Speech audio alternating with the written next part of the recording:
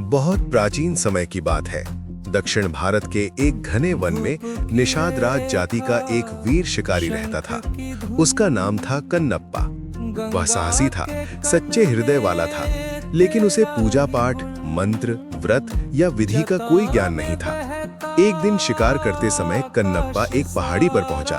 वहां उसने एक पत्थर देखा जिस पर से जल टपक रहा था।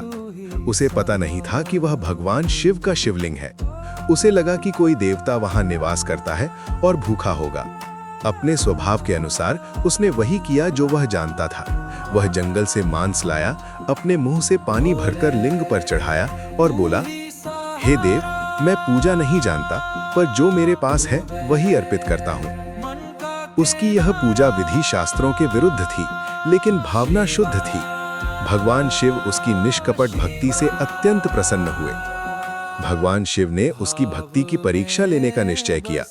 अगले दिन जब कन्नप्पा आया, उसने देखा कि शिवलिंग की एक आंख से रक्त बह रहा है।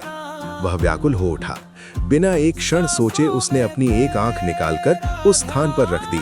रक्त बहना बंद हो गया। कुछ समय बाद दूसरी आंख से भी रक्त बहने लगा।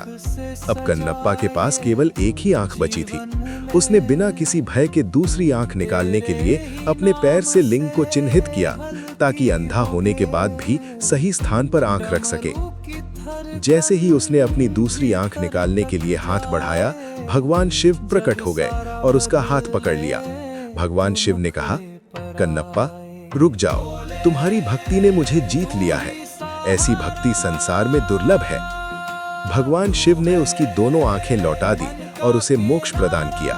कन्नप्पा शिव गणों में सम्मिलित हो गया और नयनार संतों में महान स्थान प्राप्त किया। ओम। शिक्षा।